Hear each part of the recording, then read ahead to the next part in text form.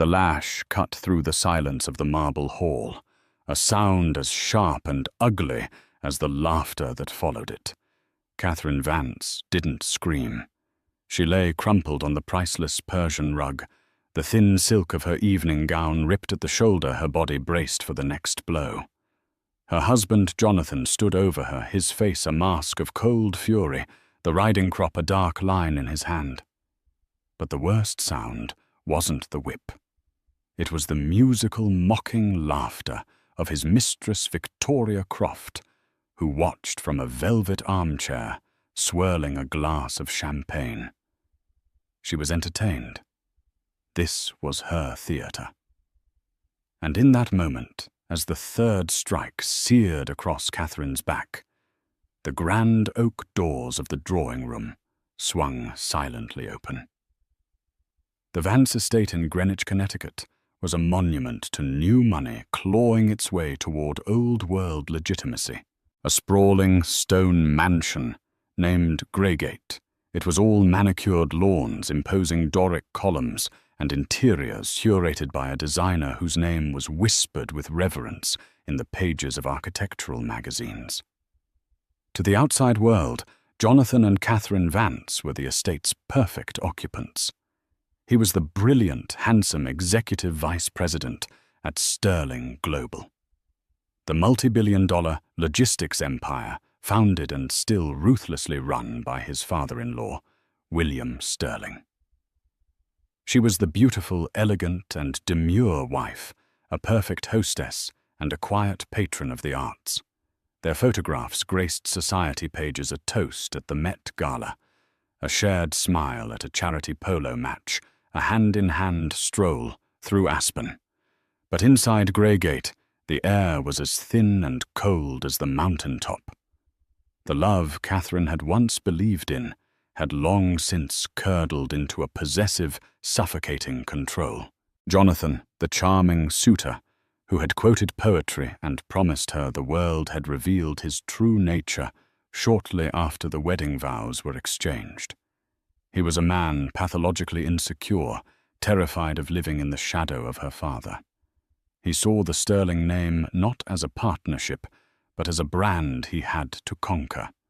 And he conquered it by attempting to break its air. The cruelty began subtly. A dismissive comment about her opinion in front of guests, a joke about her weight that was anything but. He isolated her from her old friends, deeming them unsuitable for their new station. He monitored her calls, screened her emails, and allocated her an allowance as if she were a child, despite her own family's immense wealth. Catherine, who had been raised to be gracious and to avoid conflict, found herself retreating inward. She made excuses for him. It was the pressure of work. It was his difficult childhood. She clung to the memory of the man she thought she had married, hoping he would one day reappear from behind the monster he had become. Then came Victoria Croft. Victoria was everything Catherine was not. Loud, brazen, and dripping with a predatory sensuality. She was a marketing consultant Jonathan had hired for a new subsidiary, and from the moment she entered their lives, she made her intentions clear. She didn't just want Jonathan. She wanted Catherine's life. She wanted the Vance name, the Greygate estate, and the proximity to the sterling power she craved. Jonathan didn't bother to hide the affair. In his twisted mind, it was another tool of control, another way to humiliate his wife and prove his dominance. He brought Victoria to their home under the guise of late-night work sessions. He would praise Victoria's sharp business acumen in front of Catherine, contrasting it with Catherine's domestic sensibilities. Catherine would sit through excruciating dinners, listening to the woman sleeping with her husband, laugh at his jokes, touch his arm, and look at her with an expression of triumphant pity. Catherine's pleas for him to stop were met with cold threats. "Don't you dare embarrass me, Kate," he would hiss when they were alone. "Your father may own the company, but in this house I own you. Your life is perfect. Don't make me ruin it. The threat was always implicit. He would create a scandal so vile it would tarnish the sterling name, a name her father protected with the ferocity of a king guarding his kingdom. And so Catherine endured. She played the part of the perfect wife, her heart a cold, heavy stone in her chest. The evening it all shattered began like any other. Jonathan was hosting a small private dinner for a potential investor, a German industrialist named Klaus Richter. Catherine had overseen every detail, the floral arrangements, the 5-course menu from their private chef, the precise vintage of Bordeaux to be served. She moved through the evening with practiced grace, a beautiful automaton smiling in all the right places. Victoria was there, of course, seated to Jonathan's right ostensibly as his key marketing strategist. She wore a blood-red dress that left little to the imagination, her eyes glittering with malice every time they met Catherine's. Throughout the dinner, Jonathan subtly undermined Catherine at every turn. When she offered an opinion on a recent art acquisition, he chuckled and said, "Darling, let's stick to what you know, shall we, table settings and charities." Victoria had smirked into her wine glass. When Klaus Richter complimented the estate, Jonathan had draped an arm over Victoria's chair and said, "Victoria has some incredible ideas for redecorating, a more modern vision." Catherine felt a familiar cold dread pool in her stomach, but she held her head high, her posture perfect, her expression serene. This was her armor. After the investor had departed, promising a follow-up, the fragile peace of the evening shattered. The front door had barely clicked shut when Jonathan turned on her, his face dark with rage. "What was that?" he snarled. Catherine was genuinely confused. What was what, Jonathan? The evening went perfectly. "Don't play dumb with me," he snapped, advancing on her. "The way you looked at him, the way you were trying to engage him in conversation, you were undermining me." "I was being a hostess," she replied, her voice trembling slightly. "I was making our guest feel welcome." Victoria, who had been freshening her drink at the bar, sauntered over. "Oh, darling, it was a little more than that," she purred, her voice dripping with poison. "You looked so desperate for attention. It was rather pathetic." "This has nothing to do with you, Victoria," Catherine said, her control finally starting to fray. Jonathan grabbed her arm, his fingers digging into her skin. "She is my guest, in my house. You will show her respect." His eyes were wild. His breath smelled of expensive whiskey. "You think you're so untouchable, don't you? With your perfect breeding and your father's name. But you're nothing without it. You're nothing without me." He was seething, spiraling into one of the rages she had come to fear more than anything. He dragged her from the foyer into the grand drawing room, the one with the soaring ceilings and the massive fireplace. Hanging above the mantel was a collection of antique riding crops, a pretentious affectation from a man who had been on a horse twice in his life. He reached up and took one down a thin, cruel-looking thing of braided black leather. Catherine's blood ran cold. It had never gone this far before. "Jonathan, no," she whispered, her voice barely audible. "Please." "You need to be taught a lesson, Catherine," he said, his voice dangerously calm. "A lesson in humility. You need to remember your place." He shoved her hard. She stumbled, catching her heel on the edge of the rug and falling to her knees on the floor. Her carefully constructed composure crumbled, replaced by a raw, primal fear. From her armchair, Victoria Croft picked up her champagne flute, took a delicate sip, and settled in to watch the show. Her expression was one of pure, unadulterated pleasure. This was the ultimate victory for her. This was the final, absolute humiliation of the woman whose life she intended to steal. Jonathan raised the crop. The world narrowed to the space between Catherine's body and the braided leather whip in her husband's hand. The vast drawing room with its collection of priceless art and antique furniture felt like a cage, the air thick with the scent of whiskey and Victoria's cloying perfume was suffocating. Every muscle in Catherine's body tensed, a scream lodging itself in her throat, silent and sharp. "Please, Jonathan," she begged, her voice a fractured whisper. "Don't do this." His face was unreadable, a mask of chilling indifference. "A wife should be obedient," he stated, as if reading from a Victorian-era manual on marriage. "You have forgotten that." The first blow came without further warning. It wasn't a full-force strike, but a sharp, stinging cut across her shoulders. The pain was electric, shocking her system. It tore through the thin silk of her gown, a line of fire against her skin. A choked gasp escaped her lips, but she bit down hard on her tongue, tasting blood, refusing to give him the satisfaction of a scream. And then she heard it. Laughter. It wasn't a giggle or a snicker. It was a full, throaty, musical laugh from Victoria. She was leaning forward in the armchair, her red lips parted in a wide, predatory smile, her eyes sparkling with amusement. She raised her champagne flute in a mock toast. "Bravo, Johnny," she purred.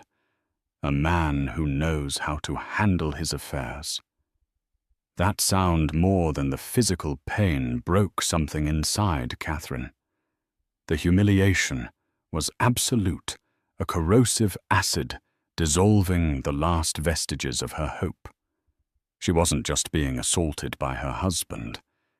She was the evening's entertainment for his mistress. This wasn't about a lesson. This was a spectacle of degradation orchestrated for an audience of one.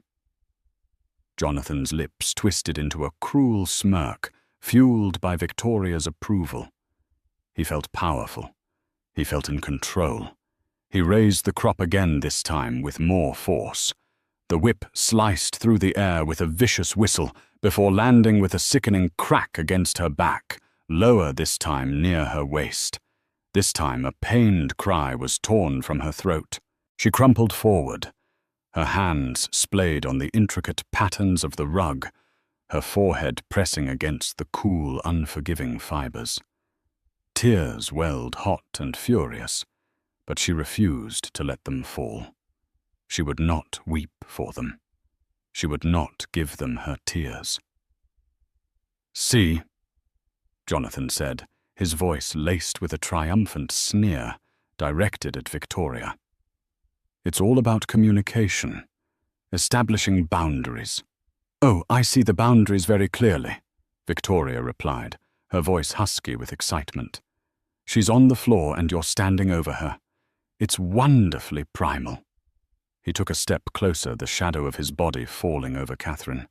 He was enjoying this feeding off Victoria's perverse encouragement. The man she had once loved was completely gone, replaced by this sadistic monster. He was about to strike again, the whip raised for a third time, when a sound from the hallway interrupted the twisted tableau. It was the soft, almost imperceptible click of the grand oak doors opening.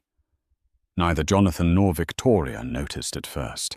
They were too engrossed in their sick theatre. Jonathan brought the crop down with a final vicious snap that ripped the silk of her dress and left a burning weal on her skin. It was at that precise moment that a voice as cold and hard as granite echoed through the cavernous room. "Jonathan!" The single word cut through the air with the force of a guillotine. It was not loud, but it carried an authority that was absolute, a sound that vibrated with decades of unchecked power. Jonathan froze mid-swing, his arm still raised. His face, which had been a mask of smug cruelty, went slack with shock. The color drained from his cheeks, leaving behind a pasty, sickly white. Victoria's gleeful smile vanished, replaced by a look of stunned confusion. She slowly lowered her champagne glass, her eyes darting towards the doorway. Catherine, still on the floor, squeezed her eyes shut. She thought she was imagining it. It couldn't be. He was supposed to be in Zurich until the end of the week. Slowly she lifted her head. Standing in the arched doorway was her father, William Sterling. He was not a physically imposing man, but he possessed an aura of such immense, condensed power that he seemed to take up all the oxygen in the room. He was dressed impeccably in a dark, tailored suit, his silver hair perfectly coiffed. He held a leather briefcase in one hand, but it was his eyes that held them all captive. They were a pale, icy blue, and they were fixed on the scene before him with an expression of such profound glacial fury that it seemed to drop the temperature of the room by 20 degrees. He took in the entire scene. In a fraction of a second, his daughter crumpled on the floor in a torn gown, his son-in-law standing over her with a whip in his hand, and the unfamiliar woman in the red dress looking on with sick amusement. His gaze lingered for a moment on the riding crop in Jonathan's hand, and a muscle in his jaw clenched the only outward sign of the inferno raging within him. "I believe," William Sterling said, his voice dangerously soft as he took a deliberate step into the room, "that you have something that belongs to me." Jonathan's mind scrambled, trying to process the impossible situation. "William," he stammered, his voice cracking. He hastily tried to hide the whip behind his back, a pathetically guilty gesture. This isn't what it looks like. We were just having a disagreement."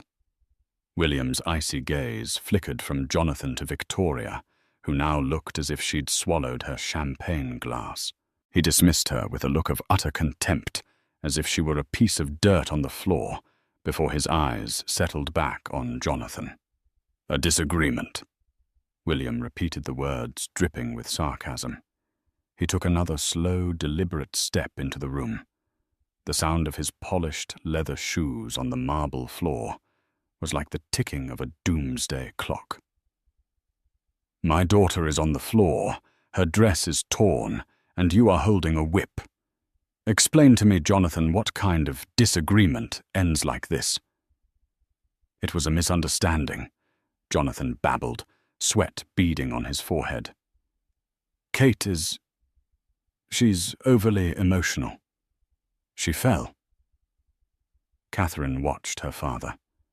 She saw him glance at her, and for a fleeting moment the icy fury in his eyes was replaced by a look of deep, gut-wrenching pain. It was the look of a father seeing his child broken. Then, just as quickly, the mask of cold rage snapped back into place. William walked past Jonathan as if he wasn't there.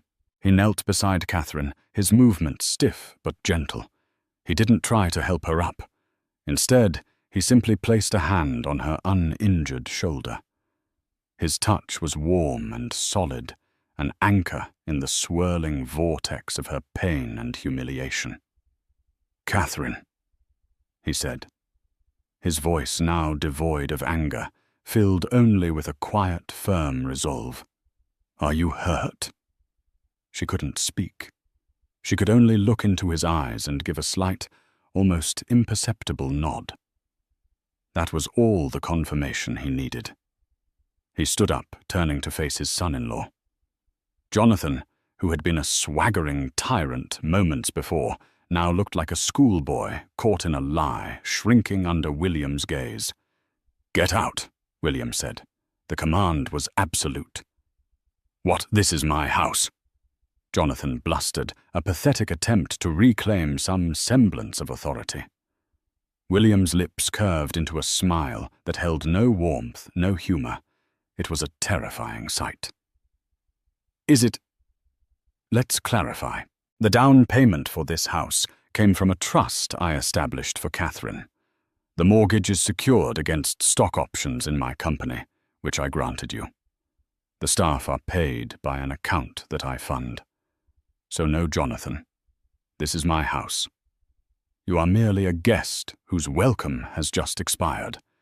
Now get out of my sight before I do something we'll both regret." He then turned his head slightly, his gaze falling upon Victoria, who had frozen in her chair. "You too, prostitute. Leave the champagne." The raw, undisguised contempt in his voice finally broke Victoria's paralysis. She scrambled out of the chair, her face a blotchy mess of shock and fear, and practically fled the room without a word. Jonathan stood his ground for a moment longer, his mind racing. "You can't do this, William. Think of the scandal. Think of the Sterling name." It was his last desperate card to play. William Sterling actually laughed, a short, sharp, mirthless sound. "You think I care about a scandal more than I care about my daughter? You have mistaken my priorities for your own. You have made a catastrophic miscalculation." He walked over to the bar, picked up the telephone, and dialed a number from memory. "Hello, Michael," he said into the receiver. "It's William Sterling. I need you to come to the Vance estate in Greenwich. Yes, now. And bring Dr. Evans with you. No, the police will not be necessary. Not yet. This is a private matter. I am handling it." He hung up the phone and turned back to Jonathan, his eyes as cold and unforgiving as a winter sea. "Your life as you know it," William Sterling said softly, "is over." The 20 minutes that followed were a silent, tension-filled eternity. Jonathan remained rooted to the spot, a statue of impotent fury and panic. William Sterling didn't speak to him or even look at him again. Instead, he retrieved a cashmere throw from a nearby sofa and gently draped it over Catherine's shoulders, shielding the torn fabric of her dress. He helped her to her feet and guided her to an armchair, the one opposite the one Victoria had just vacated, as if to cleanse the space by her presence. He then poured a glass of water from a crystal decanter and handed it to her. Her hands were shaking so violently she could barely hold it. When Michael arrived, he was the personification of quiet competence. A man in his late 50s with graying temples and the watchful eyes of a man who had seen everything. He was William Sterling's head of personal security, a role that encompassed everything from bodyguard to private investigator to fixer. With him was Dr. Evans, a discreet family physician who carried a well-worn leather medical bag. William's instructions were clipped and precise. "Michael, escort Mr. Vance to the guest house. He is not to leave the property. He is not to use a phone. He is not to contact anyone. See to it personally." Michael simply nodded. "Sir," he turned to Jonathan. "Mr. Vance, this way, please." There was no menace in his tone, but the command was backed by an unspoken promise of overwhelming force. Jonathan, after a moment of sputtering protest, saw the futility of arguing. He was no match for the silent, formidable man before him, nor for the iron will of his father-in-law. Defeated, he allowed himself to be led from the room, casting one last hateful glare at Catherine. "Dr. Evans," William continued, his voice softening as he turned back to his daughter. "Please look after Catherine. Check her for any injuries." While the doctor tended to Catherine in the library, gently cleaning and dressing the angry red wheals on her back, William Sterling made a second phone call. This time it was to his legal team. The conversation was brief and brutal. He invoked clauses in Jonathan's employment contract and the prenuptial agreement clauses he himself had insisted upon. By dawn, Jonathan's access to all company accounts, emails, and properties would be revoked. His corporate credit cards would be declined. His assets, tied as they were to Sterling Global, would be frozen. William was not just dismantling a marriage. He was systematically dismantling a life. When the doctor had finished pronouncing that the cuts were superficial, but the emotional trauma was significant, she left a mild sedative for Catherine and departed as quietly as she had arrived. Catherine and her father were finally alone, surrounded by the opulent silence of the house that had become her prison. "I am so sorry, Catherine," William said, his voice thick with a raw emotion he rarely showed.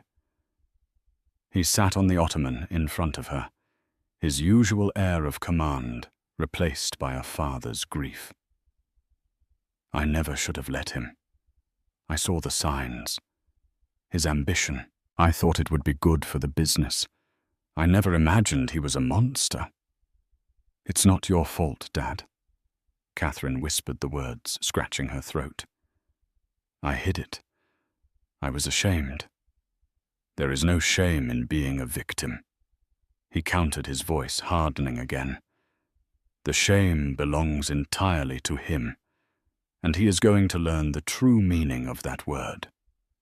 He looked at her, his icy eyes searching hers. "I can make this all go away, Catherine. We can send him away with nothing, a quiet divorce, a non-disclosure agreement. He will vanish from our lives, and you can begin again." Catherine looked around the library, at the leather-bound books Jonathan had never read, the expensive art he'd bought for status, not for love. She thought of Victoria's mocking laughter, the searing pain of the whip, and the years of quiet humiliation that had preceded it. A quiet divorce wasn't enough. It wasn't justice. It was an escape. And she was done escaping. A new feeling was beginning to smolder beneath the pain and fear, a cold, hard, and utterly lucid rage. It was an unfamiliar sensation, but it was clarifying. It burned away the fog of denial she had lived in for so long. "No," she said, her voice surprisingly steady. "No, that's not enough. He can't just vanish. He and that woman.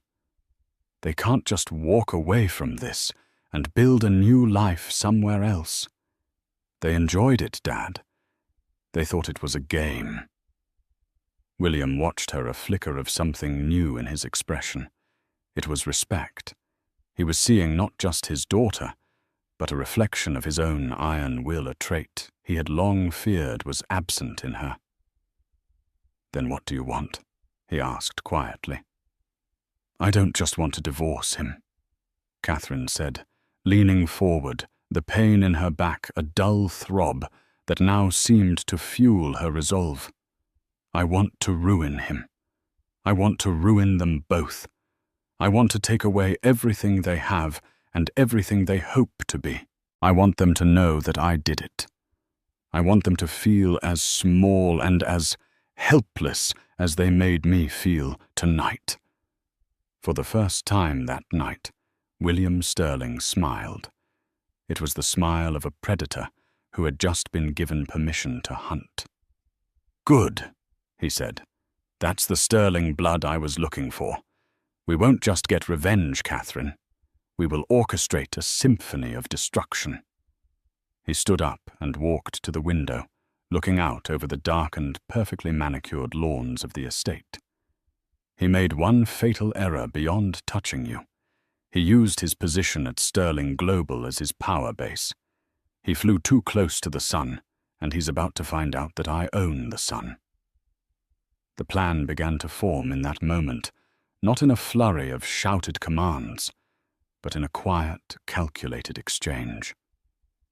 William would provide the resources, the best lawyers, the most ruthless forensic accountants, the most discreet private investigators. But he made one thing clear. Catherine would be the architect. This would be her war, and he would be her general. "He underestimated you," William said, turning back to face her. That will be his undoing. They both did. They saw a quiet, gentle woman. They didn't see the queen on the chessboard. It's time they did. Catherine took a deep breath, the sedative the doctor had given her, beginning to calm her trembling body. But it couldn't touch the icy resolve solidifying in her heart. She was no longer just Catherine Vance, the broken wife. She was Catherine Sterling, and a storm was gathering. A storm that would tear through the lives of Jonathan Vance and Victoria Croft, and leave nothing but wreckage in its wake. The dawn that was breaking over the perfectly trimmed hedges of Greygate would not bring a new day for them, but the beginning of a long, dark night. The next morning, Catherine left Greygate for the last time. She didn't pack a bag. She walked out of the front door with nothing but the clothes on her back, a simple silk blouse and trousers her father's assistant had brought, and didn't look back. The mansion was no longer her home. It was a crime scene, the mausoleum of her dead marriage. She was taken to her father's penthouse on Fifth Avenue, a stark, modern fortress of glass and steel overlooking Central Park. It was a world away from the stuffy, faux aristocratic grandeur of the Greenwich estate. Here the lines were clean, the spaces open, the air itself seeming to hum with purpose. This became her war room. For the first few days, Catherine focused on healing, not just the physical welts on her back, which faded from angry red to a mottled purple, but the deeper wounds inside. She slept, she ate, she spoke at length with a therapist who specialized in trauma and high-conflict relationships. The therapist helped her name the abuse she had endured for years: coercive control, gaslighting, emotional, and finally, physical violence. Giving it a name stripped it of its shadowy power. It wasn't a disagreement or a difficult marriage. It was a calculated campaign of abuse and understanding that transformed her shame into fuel. On the 5th day, she walked into her father's study, a room panelled in dark mahogany with a panoramic view of the city, and found him waiting with 2 other men. "Catherine, this is Daniel Finch," William said, indicating a man in a perfectly tailored but unassuming suit. "He is the head of our corporate legal department, and this," he said, gesturing to the second man, "is Mr. Davies." Mr. Davies was the more intriguing of the two. He was a man who seemed to be composed entirely of sharp angles and quiet intensity. He had the kind of nondescript face that was easy to forget, which Catherine immediately understood was a professional asset. His eyes, however, were unforgettable, sharp, analytical, and missing nothing. He didn't offer a handshake, just a slight, respectful nod. William had explained his background, earlier ex-MI6, now running one of the most exclusive and discreet corporate intelligence firms in the world. He was the man you hired when you needed to know where all the bodies were buried. "Catherine," William began his tone all business, "we have 2 primary targets, Vance and Croft. We will attack them on separate fronts. Finch will handle the legal and financial assault on Jonathan. Mr. Davies will handle the opposition research on both of them. I want you to direct them. They report to you now." Finch, a seasoned lawyer used to dealing with corporate titans, looked slightly surprised, but masked it quickly. Davies's expression didn't change at all. Catherine took her seat at the head of the large mahogany table. For a moment, she felt a flicker of the old insecurity, a voice whispering that she was out of her depth. Then she remembered Victoria's laughter, and the voice died. "Mr. Finch," she began, her voice clear and firm. "What is Jonathan's current status?" "Legally, he's in limbo," Finch replied, opening a sleek leather portfolio. "His employment is suspended pending an internal investigation. His assets are frozen due to a preliminary injunction we filed citing potential misappropriation of company funds. The prenup is ironclad. In a divorce, he's entitled to a one-time payment of $500,000 and nothing more. He forfeits all claims to property stock and future earnings. That's not enough, Catherine said flatly. I don't want him to walk away with $500,000. I want him to walk away with debt and a criminal record. What's the basis for the misappropriation claim? It's a broad claim for now, Finch admitted. We're alleging he used company resources for personal gain. Lavish trips with Ms. Croft billed as business expenses, questionable consultancy fees. We need something more substantial to trigger a federal investigation. Then we find it, Catherine said, turning her attention to the other man. Mr. Davies, I want to know everything about Jonathan Vance. Every secret, every weakness, every dirty deal he's ever made. I was married to him for 5 years, but I have a feeling I never knew him at all. Then she turned her focus to the other target. And I want to know everything about Victoria Croft. She presented herself as a top-tier marketing genius from a good family in Boston. I never believed it. Find out who she really is, where she came from, what skeletons are in her closet. I want to know what she's most afraid of. Davies gave another slight nod. We have already begun. Standard preliminary sweeps. Ms. Croft's digital footprint is curated. Almost too perfect. A master's degree from Wharton, a series of successful positions at boutique firms. But the history is thin before that. It suggests a reinvention. We will find the original. And Mr. Vance, he's arrogant, Davies stated simply. Arrogant men get sloppy. They believe they are invincible. They leave tracks. We are currently analyzing all his communications through the company servers, his travel records, and his financial transactions going back 7 years. We are particularly interested in a shell corporation he set up 2 years ago, Vanguard Solutions. It received substantial payments from a subcontractor working on our new shipping terminal project in Rotterdam. Catherine's eyes narrowed. The Rotterdam project was one of Sterling Global's biggest initiatives, a multi-billion-dollar automated port facility. My father gave Jonathan significant oversight on that project. Precisely, Davies said. He had the authority to approve subcontractors and sign off on invoices. Arrogant men don't just steal petty cash. They go for the crown jewels. The strategy was set. It would be a two-pronged attack. The first prong, led by Finch, was the overt legal assault. The divorce, the employment termination, the civil suits. This was the battering ram that would break down his gates. The second covert prong, led by Davies, was the sword of Damocles. They would gather the evidence of his criminal activities, holding it back until the perfect moment. For Victoria, the plan was different, more personal, more insidious. She wants social status, Catherine mused aloud, more to herself than to the men in the room. She wants to be admired, to be envied. She clawed her way into our world. Ruining her financially won't be enough. We have to expel her. We have to make her a pariah. Social exile can be arranged, Davies said, his tone flat. Once we know who she truly is, we can ensure that the right people are made aware of it.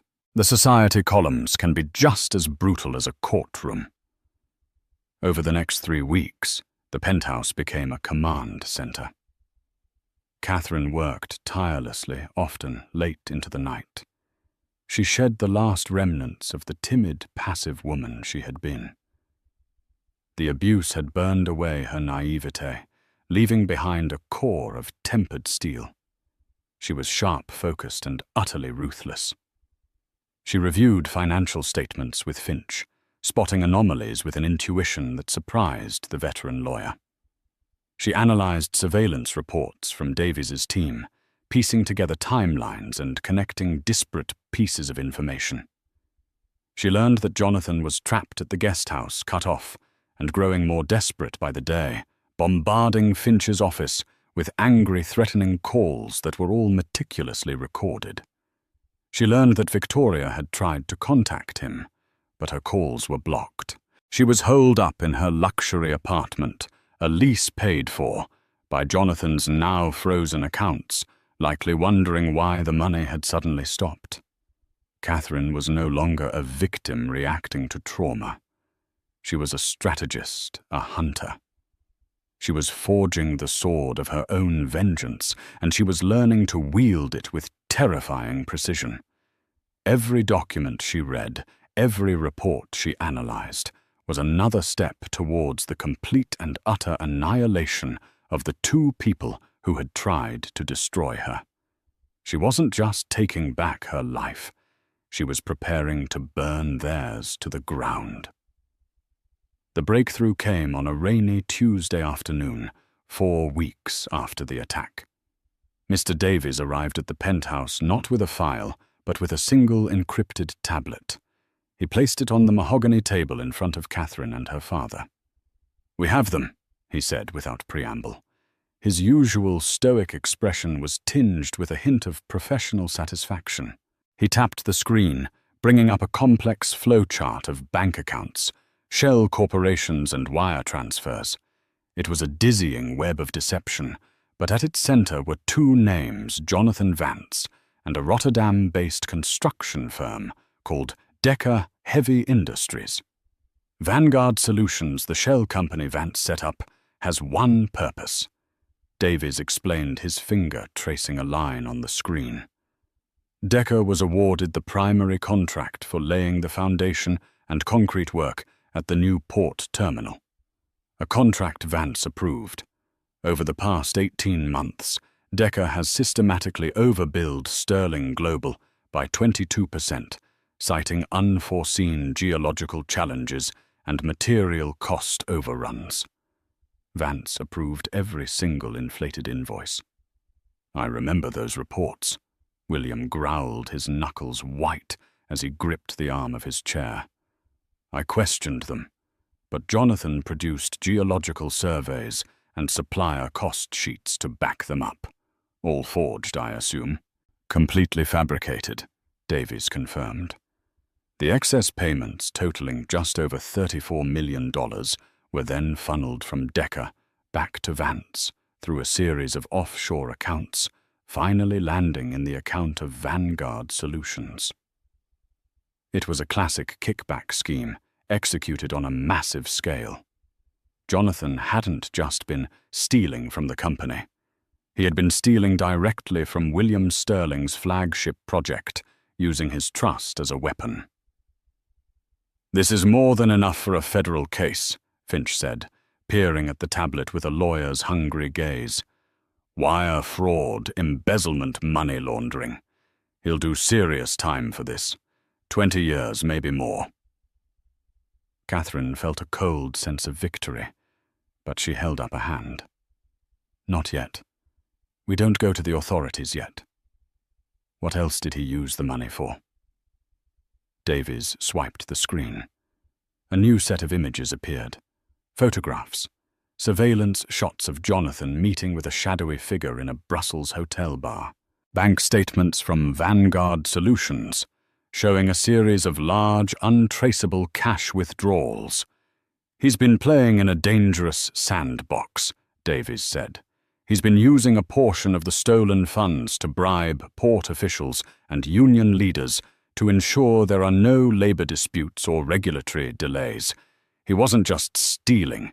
He was using our own money to create a power base for himself to guarantee the project's success so he could look like a hero to your board of directors, Mr. Sterling. The man he was meeting with is a known fixer for the Russian syndicate in Antwerp. Jonathan is in far deeper than we ever imagined." The sheer audacity of it was breathtaking. He had woven a web of criminality so deep within the fabric of her father's company that a public revelation could cause a catastrophic scandal potentially jeopardizing the entire Rotterdam project. Jonathan had built himself a poison pill. "He thinks this makes him untouchable," William said, his voice dangerously low. "He thinks if we expose him, we expose ourselves to the fallout." "He's wrong," Catherine said, her mind already working, seeing the path forward. "We don't detonate the bomb. We use it as leverage. We make him dismantle it for us, piece by piece." She then looked at Davies. "What about her?" Davies's face remained impassive, but he swiped to the final section of the report. It was titled Croft Victoria. Underneath, in smaller letters, was another name, Rachel Pinsky. The screen showed a grainy yearbook photo from a public high school in Cleveland, Ohio. The girl in the picture had the same eyes, but her hair was a mousy brown, and her face had a hardness that hadn't been polished away by expensive dermatologists. "Victoria Croft does not exist," Davies stated. "She was born Rachel Pinsky. Her father was a mechanic, her mother a waitress. She was not a Wharton graduate. She has 2 years of community college and a series of low-level marketing jobs in the Midwest. She also has a sealed juvenile record." He brought up a scanned police report. At 17, Rachel Pinsky had been charged with fraud and identity theft, part of a small-time credit card scam ring. The charges were dropped when she turned state's evidence against her boyfriend. "After that, she vanished," Davies continued. "She resurfaced 5 years later in New York as Victoria Croft with a fabricated resume and a new accent. She used her looks and a talent for manipulation to get a job at a small firm, then leveraged that to get a better one, and so on. She is a complete fraud, a con artist who has been playing a long game." The report included details of her life that were both pathetic and damning. Old debts, estranged family members who hadn't heard from her in a decade, a former roommate who described her as pathologically ambitious and completely devoid of a conscience. Her greatest fear, the report concluded, was exposure. Her entire identity was a house of cards built on whispers and lies. If someone were to blow on it, it would disintegrate. Catherine stared at the picture of the young, hard-faced girl from Cleveland. This was the woman who had laughed as she was being beaten. This was the parasite who wanted to steal her life. She felt no pity, only a cold, clear purpose. "Mr. Davies," Catherine said, "I want you to package this information. Everything on Rachel Pinsky. Not the criminal allegations against Jonathan, just the information about her. Create a dossier. Make it anonymous, untraceable." "And to whom shall I send it?" Davies asked. Catherine smiled, a chilling, predatory expression that her father recognized instantly. It was his smile. "To everyone," she said. "We'll start with Brenda Carlyle at the New York Ledger. Her society gossip column, Carlyle's Court, is the Bible of the world Victoria so desperately wants to belong to. Then we'll leak it to the board members of the charities she sits on, to the other consultants at her firm. We won't just expose her. We will make her name, both of her names, synonymous with scandal and deceit." The plan was now complete. They had the financial and criminal leverage to utterly destroy Jonathan. They had the personal, humiliating truth to decimate Victoria. But Catherine knew the final act couldn't happen in a courtroom or a boardroom. It had to be face-to-face. She needed to be the one to watch the light go out in their eyes. The storm was no longer gathering. It was about to break. The first strike was surgical and silent. A plain manila envelope with no return address was delivered by messenger to Brenda Carlyle's office at the New York Ledger. Inside was the meticulously prepared dossier on Victoria Croft, a.k.a. Rachel Pinsky. It contained the yearbook photocopies of the old police report and a short typed summary of her fraudulent history. It was an anonymous tip, a journalist's dream. 3 days later, Carlisle's court ran a devastating front-page story under the headline, "Social Climbers, Shocking Secret, the Two Faces of Victoria Croft." The article was a masterpiece of character assassination. It painted a picture of a calculating grifter from Ohio who had conned her way into the city's elite circles. It detailed her fabricated education, her invented family history, and hinted at a sordid criminal past. By noon, the story was everywhere, a viral firestorm burning through the social and professional networks Victoria had spent years cultivating. The fallout was immediate and catastrophic. Her consulting firm, terrified of the scandal, terminated her contract, citing a morals clause. The boards of the two prestigious charities she had fought so hard to join called emergency meetings and summarily voted her out. Invitations to upcoming galas and events were rescinded via terse emails. The friends who had once flocked to her side now crossed the street to avoid her. She was no longer Victoria Croft, the glamorous marketing guru. She was Rachel Pinsky, the fraud from Cleveland. In a world built on reputation and perception, her identity had been executed. Davies's team reported that she had not left her apartment in days, the final rent payment was due, and eviction proceedings were imminent. While Victoria's world imploded publicly, the second phase of the plan began privately. Daniel Finch requested a meeting with Jonathan and his lawyer. They met not in a law office, but in the cold, impersonal conference room of a neutral third-party mediator. Jonathan walked in with a belligerent swagger, though Catherine, watching via a hidden camera feed from her father's study, could see the fear in his eyes. He had been isolated for weeks, his funds cut off, his power stripped away. He was a king with no kingdom. "What is this about Finch?" he blustered. "If Catherine thinks she's getting a dime more than the prenup stipulates, she's insane." Finch didn't respond. Instead, he placed a single thick file on the table. "This is a copy of your divorce settlement, Mr. Vance. We've taken the liberty of drafting it. Please read it carefully." Jonathan's lawyer, a slick but ultimately outmatched attorney named Peterson, picked it up. As he read, his professional composure began to crumble. His eyes widened, and he paled slightly. "This is outrageous," Peterson stammered, looking up. "You're demanding he forfeit the $500,000 settlement. You're demanding he sign over his pension, his 401k, and the title to the Greenwich property free and clear. You're demanding he assume liability for a personal debt of $5 million payable to Ms. Sterling. This is punitive. No judge would ever approve this." "We won't be going to a judge," Finch said calmly. He slid a second, much thinner file across the table. "This is for you, Mr. Vance. A little light reading." Jonathan snatched the file and opened it. Inside were not legal documents, but a series of photographs and bank statements. The first was a surveillance photo of him meeting the Russian fixer in Brussels. The next was a summary of the wire transfers from Decker Heavy Industries to Vanguard Solutions. The final page was a simple, one-paragraph summary of the federal crimes he had committed: wire fraud, embezzlement, conspiracy, and bribery of foreign officials.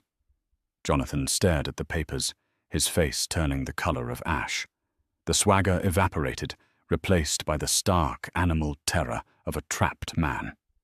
He looked from the file to Finch, his mouth opening and closing silently.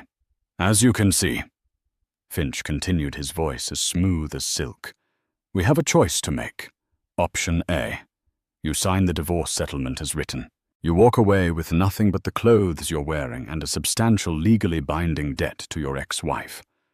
You will then spend the next 6 months cooperating fully with our internal audit to help us uncover and rectify the financial irregularities at the Rotterdam terminal. You will help us quietly remove the people you bribed and ensure a smooth transition. In return for your full cooperation, this file," he tapped the evidence, "remains a private internal matter." He paused, letting the weight of the offer settle in the room. "Or option B," Finch said, his voice turning to ice. "You refuse, in which case a copy of this file goes directly to the U.S. Attorney's Office and another copy goes to the Dutch authorities. Your assets, what's left of them, will be seized as proceeds of crime. You will be arrested, and given the evidence, I imagine you will spend the better part of your adult life in a federal prison. Peterson, I trust you can advise your client on the sentencing guidelines for these particular offenses." Peterson looked like he was going to be sick. He could only nod mutely.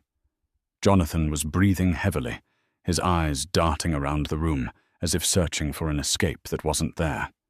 He had been so clever, so arrogant, convinced his poison pill scheme made him invincible.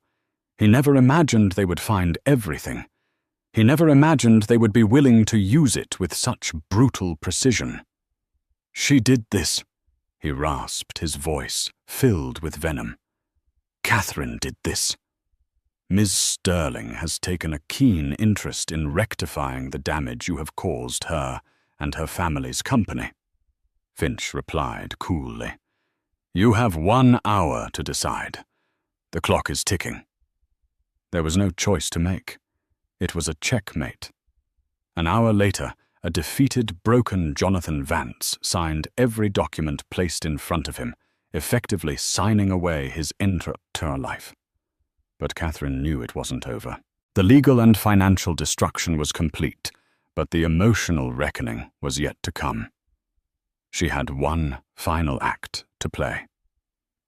2 days later, she arranged for Jonathan to be brought to Greygate. She wanted the final confrontation to happen in the room where her nightmare had begun. When he was shown into the grand drawing room, he found her standing by the fireplace, calmly looking at the spot on the rug where she had fallen. The riding crop was no longer on the mantel. She was dressed in a simple but powerful dark blue dress. She looked different. The fear and uncertainty were gone, replaced by a formidable calm. "Hello, Jonathan," she said, her voice even. "What do you want, Kate?" he snarled. "Haven't you done enough? You've taken everything." "I haven't taken anything you didn't steal first," she countered, turning to face him. "The money, the house, the life you built, it was all a fraud, just like you." "I loved you once," he said, a pathetic, desperate attempt to find a crack in her armor. Catherine laughed. It wasn't the hysterical, mocking laughter of Victoria Croft. It was a cold, pitying sound. "No, you didn't. You loved the idea of me. You loved my name, my father's money. You loved the status I gave you. But you hated me. You hated that you needed me, that you would always be in my father's shadow. And so you tried to break me, to make me smaller, so you could feel big." She took a step toward him. "But you failed. You didn't break me. You woke me up. You and that pathetic grifter you brought into our home." "Don't talk about her," he spat. "Why not?" "Are you worried about Rachel Pinsky?" Catherine asked, enjoying the flicker of shock on his face as she used the name. "I hear she's having a difficult time. Evicted from her apartment yesterday, I believe. All her credit cards were in your name after all. It must be so difficult to go from champagne and charity galas back to being a nobody from Cleveland with a criminal record." She walked past him, heading for the door. "This is the last time you will ever see this house, Jonathan. This is the last time you will ever see me. Tomorrow, your cooperation with my father's company begins. And I assure you they will work you until they have extracted every last piece of useful information. And then you'll be left with nothing. Not even a name people will remember. Just a $5 million debt you'll never be able to repay." She paused at the doorway, turning back for one last look at the man who had tormented her. He looked small and pathetic, lost in the vastness of the room he had once commanded. "You wanted to teach me my place," she said, her voice dropping to a whisper. "But all you did was help me find my own. Goodbye, Jonathan." She walked out without looking back, leaving him alone in the silent monument to his own destruction. The unraveling was complete. In the aftermath, the silence left by the storm was profound. Jonathan Vance, as promised, became a ghost. To avoid prison, he was forced to help dismantle the web of fraud he had created, only to be cast aside by Sterling Global once his usefulness expired.